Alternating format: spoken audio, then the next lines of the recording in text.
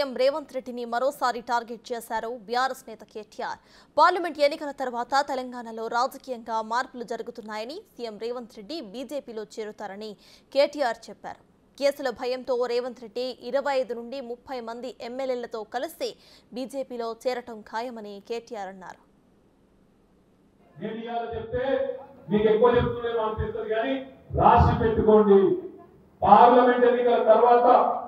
Parliament ఎన్నికల తర్వాత తెలంగాణలో కూడా తప్పకుండా రాజకీయంగా చాలా మార్పులు జరుగుతాయి. అందులో ముఖ్యమైన మార్పు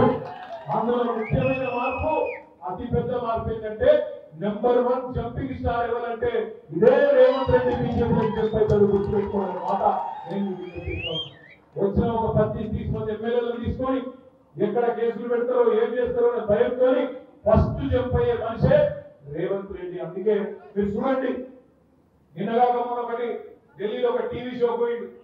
ఆ టీవీ షో ఆప్కి అదాలత్ పోతే అక్కడ కొంతమంది పిల్లల్ని అడిగింది, మీరందరూ మొదటిసారి ఓటేస్తున్నారు, ఎవరికి ఓటేస్తారని అడిగింది.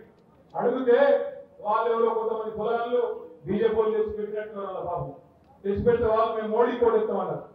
కాంగ్రెస్ వాడు ముఖ్యమంత్రి, ఆ పిల్లగాడు మోడీ కోటేస్తా అంటారు. ఏం చెప్పాలి? అరే తప్పు చేస్తున్నారు, పోయి మోడీ కోటేస్తే ముంచుతారని చెప్పాలన్నా లేదా? రేవంత్ రెడ్డి ఏమన్నాడు? అడిగినా వేసుకోండి మోడీ, దాంతో మోడీకో. కాంగ్రెస్ ఉన్నాడా, బీజేపీ ఉన్నాడా, రాహుల్ గాంధీ మనిషా, మోడీ మనిషా? ఆలోచించుండ్రి. ఇదే పాల్తున్నారు కాంగ్రెస్ వాళ్ళు. ఏమన్నారు అసెంబ్లీ ఎలక్షన్ అప్పుడు? బీజేపీ బీఆర్ఎస్ ఒకటే, వీళ్ళు బీ టీము ఇవాళ నేను అడుగుతున్నా కాంగ్రెస్ నాయకులారా, దమ్ముంటే చెప్పండి, మీ ముఖ్యమంత్రి బీజేపీ కూడా కాంగ్రెస్ కూడా మీరు ముందు చెప్పమని చెప్పి నేను డిమాండ్ చేస్తా ఉన్నా.